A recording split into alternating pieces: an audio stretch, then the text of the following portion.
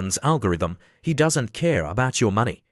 He opened the phone and smiled. Exactly as I said. The first step in this game is to create the most extreme situations to test the doctor's algorithm. The second step, regardless of the test results, the prince will take Dr. Hoffman away, and these pirates will benefit from looting everyone's assets. He pointed at the prince. Your Highness, all the evidence is here. You'll have to explain this to the Coast Guard. Hearing the words Coast Guard, the prince's face changed. Coast Guard. Giotto smiled coldly. I've already contacted the Coast Guard. They'll be here soon. The prince looked defeated. Just that. It's over then. It seems I can't continue acting. Wu Chen said, now only Dr. Hoffman remains. Bring him out too. The prince ordered. All right, bring out Dr. Hoffman. The soldiers looked at each other, confused. Was the guy we just killed the doctor? I don't know. I wasn't the one holding him.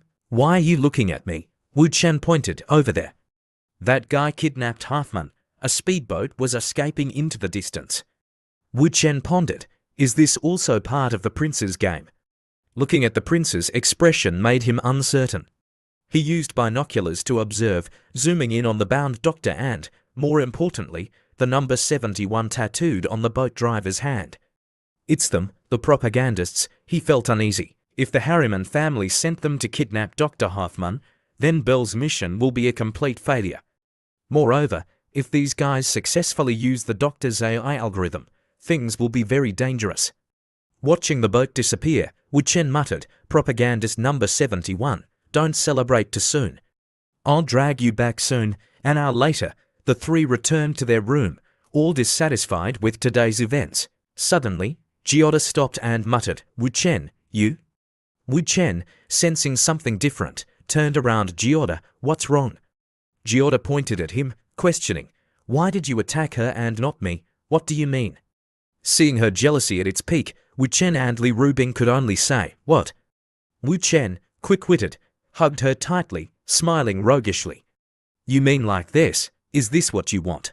Huh? Giotto just stood there, speechless, as his hand began to wander. I'm a lustful robber. Now I'm going to search you. Giotto could only obey. Li Rubing couldn't stand idle by. She grabbed his weapon. Wu Chen, then I'm the police. I order you to surrender your weapon.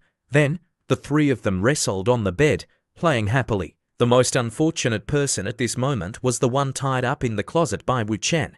Even though he didn't want to, he still had to listen to their sounds.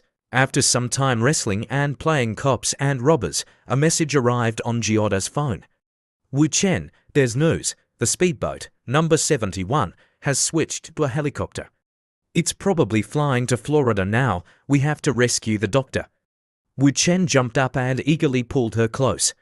All right, then let me transfer some strength to you first.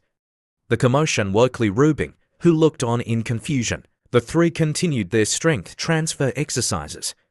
Half a day later, at a Florida airport, Wu Chen and Giotto were tracking the movements of propagandist 71 speedboat. Li Rubing, having other matters to attend to, couldn't join them. A blonde man sped up in a car, calling out, Oh Giotto, my star, I've finally found you again. Get in. This was Matthew, one of Jen's insiders and a former suitor of Giotto. They got into the car. Seeing Giotto in the passenger seat, Matthew took a swig of alcohol. Honey, this position suits you so well. Wu Chen, concerned, asked, Is it okay to drink and drive so openly? This is Florida, Mr. Wu, you have to get used to it, Giotto replied. Where's the specific location I asked for? Giotto asked Matthew. In my pocket, he replied casually. When they called, I jotted it down. But he reached into his pocket, panicked. Where's the paper? Damn it, I was in such a hurry to see you that I forgot to bring it. I have to go back and get it. The two were skeptical, wondering if they had trusted the wrong person. Matthew slammed on the brakes, did a 180, and sped back towards his house.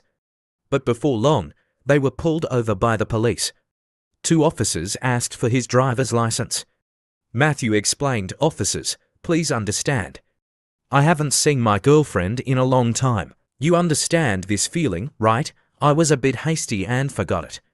The officer's voice was stern. Driver's license.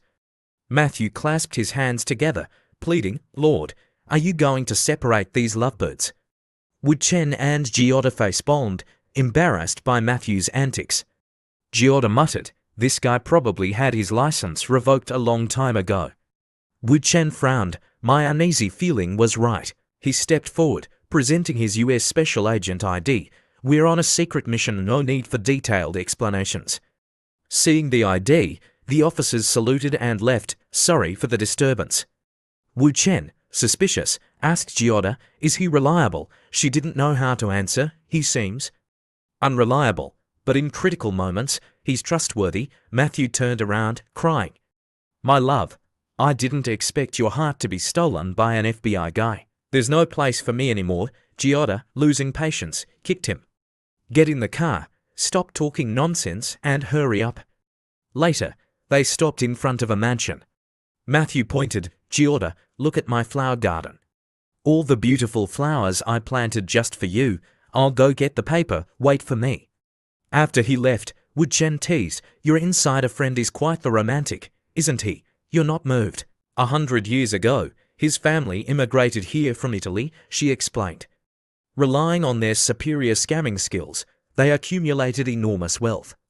Over the century, they used money to pave the way, infiltrating every industry in Florida. His intelligence network here is definitely top-notch. Matthew came running back with a piece of paper, crying, "Damn it, I wrote it down clearly.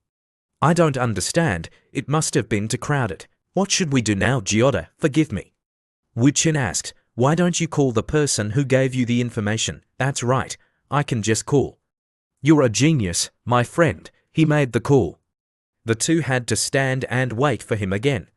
On the other end, the informant's phone rang, but he and his girlfriend had already been silenced, a bullet hole in each of them. The smoking gun was still in the hand of propagandist 71. "Sorry, I have to follow the rules." Behind the dark door, a pair of glowing eyes watched. Matthew, impatient, said, "Henry, what's going on? He's never not answered my calls before." Wu-chen, worried, asked, "Did something happen to him? Should we go look for him directly?" "Henry is an insider who usually lives in motels, no fixed address," Matthew explained. "We always communicate by phone, never in person." He suddenly grabbed Giota's leg. "What should we do, my star? Show me the way." Seeing this, Giota was furious. Not only that, but Matthew's hand was about to grope her. Giota directly delivered a powerful kick, shouting, "You want a foot massage?" After being kicked repeatedly, Matthew exclaimed excitedly but suddenly seemed to remember something. "Oh, I remember now." Giota, exasperated, asked, "What do you remember?"